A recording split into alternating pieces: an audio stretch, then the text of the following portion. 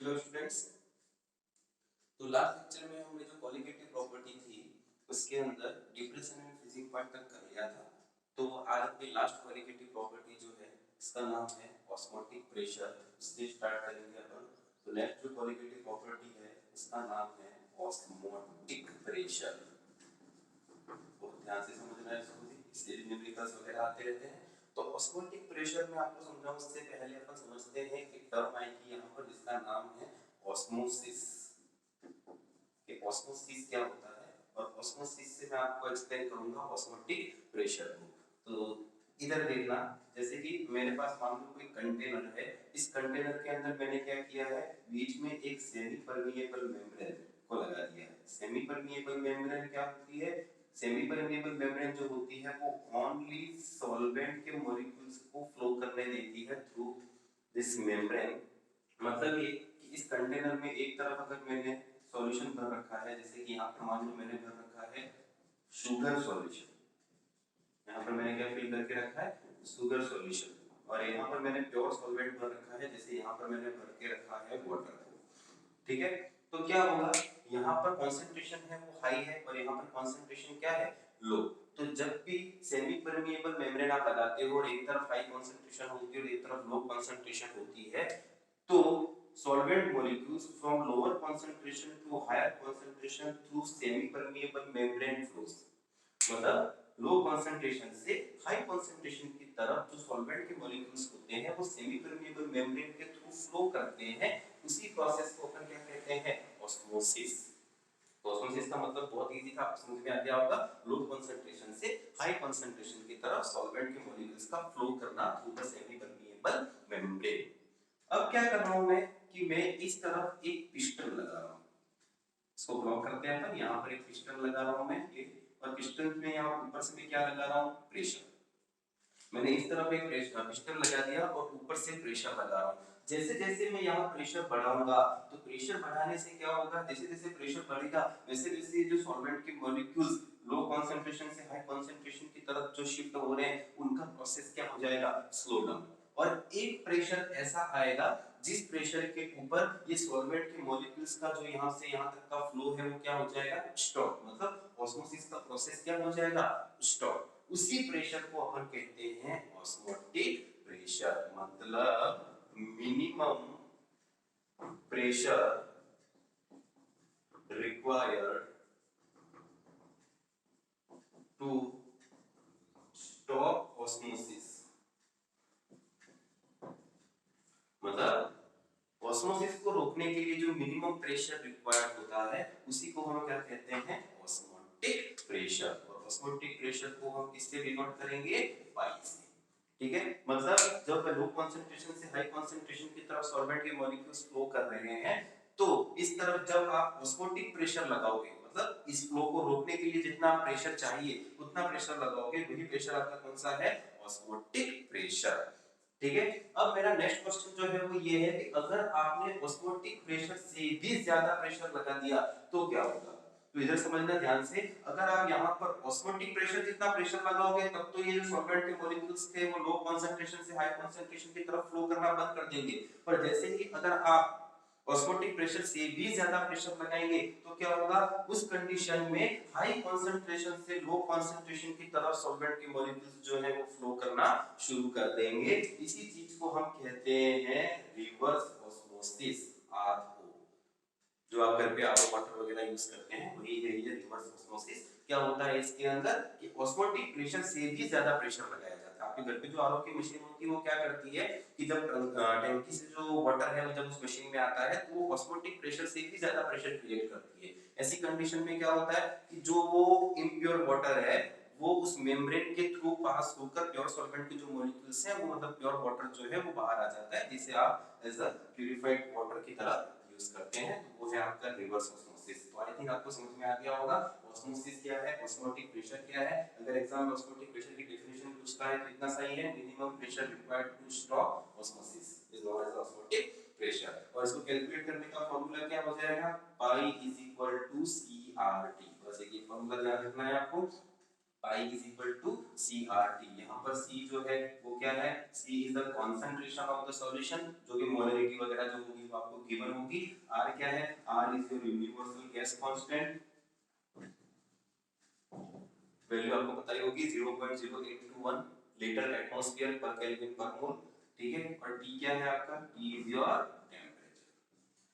तो आपको एग्जाम में जब न्यूमेरिकल आएगा आपको कंसंट्रेशन गिवन होगी, आप पता ही होगा आपको, और टेम्परेचर गिवन होगा, तो आप क्या कैलकुलेट कर सकते हैं उस सॉल्यूशन का ऑस्मोटिक प्रेशर, ठीक है।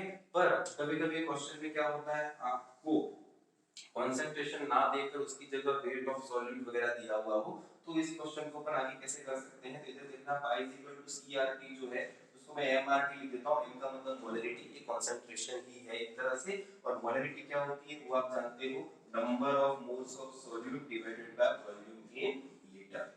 ये अपन ने फर्स्ट पार्ट के अंदर जब मोलरिटी पढ़ी थी तब मैंने आपको बताया था।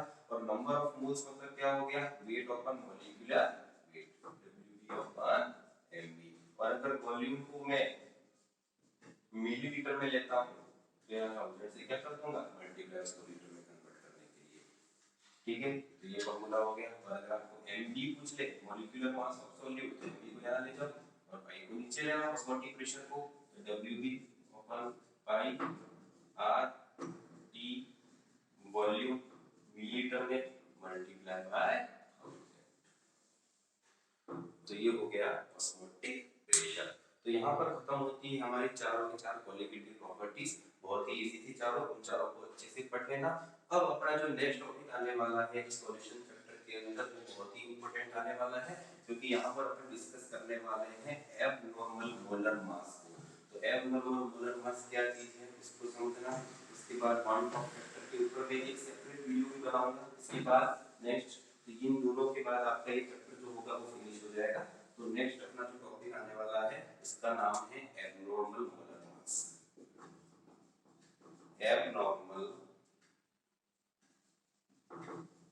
मोलर मास या मॉलिक्यूलर मास, समझना, नाम से ही क्लियर है, एबनॉर्मल मॉलिक्यूलर मास। क्या होता है, अपन ने जितनी भी क्वालिटेटिव प्रॉपर्टीज पढ़ी, सभी क्वालिटेटिव प्रॉपर्टीज के अंदर अपन ने जो फार्मूला डिराइव किया आपको ध्यान होगा mg का, मॉलिक्यूलर मास ऑफ सॉल्यूट का, ठीक है ना। तो इससे अपन क्या फाइंड आउट करते हैं, मॉलिक्यूलर मास ऑफ सॉल्यूट। अब क्या होता है कि जैसे कि डिप्रेशन इन फ्रीजिंग पॉइंट है, एलिवेशन इन बॉइलिंग पॉइंट है, ये सारी चीजें जब आप कैलकुलेट करके मॉलिक्यूलर मास निकालते हो तो मॉलिक्यूलर मास तो आ गया, बट जब कभी साइंटिस्टों ने क्या किया कि उस कैलकुलेटेड वैल्यू और ऑब्जर्व्ड वैल्यू को स्टडी किया, तब उसमें कई कंपाउंड्स के अंदर उनको वेरिएशन मिला। वेरिएशन मिला मतलब कहीं उनको डबल मिला, कहीं उनको 3 टाइम्स मिला, कई बार उनको जो मोलर मास एक्चुअल में होना चाहिए था उसकी हाफ वैल्यू फाइंड आउट हुई। तब सोचा गया कि ऐसा क्यों हुआ। तो मैं आपको बताता हूं कि जो क्वालिटेटिव प्रॉपर्टी होती है ना, वो नंबर ऑफ पार्टिकल्स पे डिपेंड करती है। जितने पार्टिकल्स ज्यादा होंगे उतनी वो क्वालिटेटिव प्रॉपर्टी क्या होगी, ज्यादा। अब हुआ क्या, जैसे फॉर एग्जांपल मैंने ले लिया NaCl, ठीक है, सॉल्यूट क्या लिया मैंने, NaCl। जब NaCl को मैंने डाला वाटर के अंदर, मान लो मैंने NaCl के कितने पार्टिकल्स लिए थे, 100। मैंने NaCl के 100 पार्टिकल्स लिए, उसको वाटर के अंदर डाल दिया। बट जैसे ही NaCl वाटर के अंदर गया तो अंदर जाते ही इसका क्या हो गया, डिसोसिएशन। NaCl का क्या हो गया, डिसोसिएशन। NaCl जो है वो अंदर जाके टूट गया Na+ और Cl- के अंदर। मतलब हुआ क्या, आपने तो NaCl के 100 पार्टिकल्स अंदर ऐड किए थे, पर सॉल्यूशन के अंदर जाने के बाद 100 पार्टिकल्स तो सोडियम प्लस के और 100 पार्टिकल्स क्लोरीन माइनस के बन गए। मतलब टोटल पार्टिकल्स अंदर जाके कितने हो गए, 200।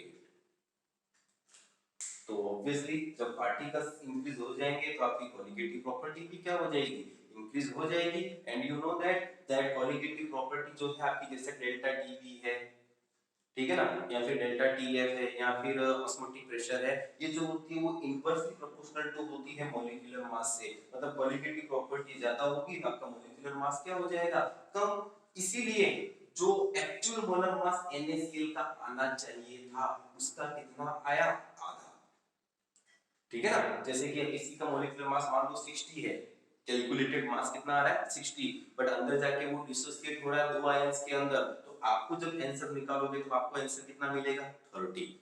This is what abnormal molar mass. ठीक है, उसी तरह से क्या होता है, कभी कभी एसोसिएशन भी हो जाता है। एसोसिएशन मतलब जैसे कि कोई एसिटिक एसिड लिया है, एसिटिक एसिड का नाम तो सुना होगा आपने। एसिटिक एसिड का सॉल्यूशन जब आप बेंजीन के अंदर लेते हो तो ये क्या करता है, ये डाइमर फॉर्म करता है। डाइमर मतलब क्या होगा, हाइड्रोजन बॉन्डिंग से दो मॉलिक्यूल्स जो है वो क्या हो जाएंगे, कंबाइन हो जाएंगे। देखो इस तरह से, ये है आपका एसिटिक एसिड CH3COOH, और एक और एसिटिक एसिड का मॉलिक्यूल ले लेता हूं मैं CH3C OOH। क्या होता है, ये इंटरमॉलिक्यूलर हाइड्रोजन बॉन्डिंग हो जाती है दो मॉलिक्यूल्स के बीच में, और दो एसिटिक एसिड के मॉलिक्यूल्स कंबाइन हो जाते हैं। मतलब अगर आपने इनिशियली मान लो कितने पार्टिकल्स लिए थे, 100 पार्टिकल्स, जैसे आपने सॉल्यूशन के अंदर डाले तो पार्टिकल्स जो है उन्होंने डाइमर फॉर्म कर दिया। तो डाइमर फॉर्म होने से क्या हो जाएगा, आपने तो 100 पार्टिकल्स लिए थे बट सॉल्यूशन के अंदर जाके वो पार्टिकल्स कितने हो गए, 50। मतलब नंबर ऑफ पार्टिकल्स क्या हो गए, डिक्रीज। और जब नंबर ऑफ पार्टिकल्स डिक्रीज हो जाएंगे तब क्वालिटेटिव प्रॉपर्टी इंक्रीज हो जाएगी। मतलब सीधी सी बात है, क्या होगा यहाँ पर, आपको जो मॉलिक्यूलर मास है वो नॉर्मल से डबल ऑब्जर्व होगा। क्वेश्चन आता है एग्जाम में कई बार दैट जो बेंजोइक एसिड है या एसिटिक एसिड है उनका जो मॉलिक्यूलर मास है वो नॉर्मल से डबल एब्जॉर्ब होता है, क्यों? तो उसका रीजन यही है क्योंकि वो क्या कर लेते हैं यहाँ पर, एसोसिएशन। ठीक है, और जब डिसोसिएशन होगा तब क्या होगा, वो आपको जो मॉलिक्यूलर मास है वो नॉर्मल जो था उससे कम एब्जॉर्ब होगा। जैसे कि एग्जांपल लेता हूं मैं यहाँ पर, जैसे कि आपने बात कर ली NaCl की, तो NaCl जो होगा वो टोटल कितने पार्टिकल्स में टूट जाएगा, दो पार्टिकल्स में। तो इसका जो भी मॉलिक्यूलर मास आना चाहिए था उससे आपको कितना मिलेगा, 1/2, आधा। अगर आपने लिया है Na2SO4, ठीक है, तो ये कितने पार्टिकल्स में टूट जाएगा, तीन, दो सोडियम के और एक सल्फेट का।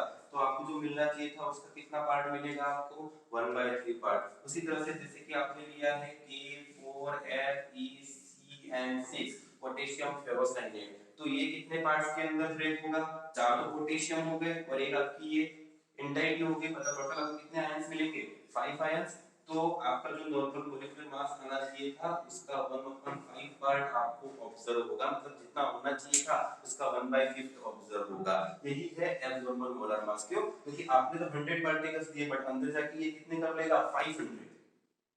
आपने 100 लिए तो 200 कर रहा है, 100 लिए तो 300 कर रहा है। तो पार्टिकल्स की साइज इंक्रीज होगी और कॉलिगेटिव प्रॉपर्टी तो नंबर ऑफ पार्टिकल्स पे डिपेंड करती है, साइज पे डिपेंड नहीं करती, नंबर ऑफ पार्टिकल्स। और जितने नंबर ऑफ पार्टिकल्स ज्यादा होंगे उतनी ये कॉलिगेटिव प्रॉपर्टी जो होगी वो आपकी क्या होगी, चेंज हो जाएगी। ठीक है, और इसी से आपको जो मॉलिक्यूलर मास मिलेगा वो भी कैसा मिलेगा, अलग मिलेगा। तो अब समस्या ये आती है कि हमको ये समझ में आ गया कि अंदर जाके एसोसिएशन होता है या फिर डिसोसिएशन होता है तो हमको मॉलिक्यूलर मास जो मिलेगा वो एबनॉर्मल मिलेगा, मान लिया। पर इसको सही कैसे किया जाए, हम कैलकुलेट कैसे करें कि सही मॉलिक्यूलर मास क्या है, इसके लिए हमें क्या करना होगा, डिसोसिएशन जो हो रहा है वो कितना परसेंट हो रहा है, इन सभी चीजों को एक्सप्लेन करने के लिए नेक्स्ट जो फैक्टर आया था आपका उसका नाम था वन ऑफ फैक्टर। तो नेक्स्ट वीडियो जो मैं बनाऊंगा वो इस बॉन्ड ऑफ फैक्टर के ऊपर बनाऊंगा। तो मेक श्योर पहले आप ये सारी चीजों को एक बार अच्छे से देख लें, तो बॉन्ड ऑफ फैक्टर जो है वो आपको बहुत अच्छे से समझ में आएगा, क्योंकि इसको इंक्लूड करते हुए आपके जो न्यूमेरिकल्स हैं वो एग्जाम में आते हैं। तो नेक्स्ट वीडियो जो रहेगा वो बहुत इंपॉर्टेंट रहेगा। तो जब तक के लिए इसको देखते हैं हम।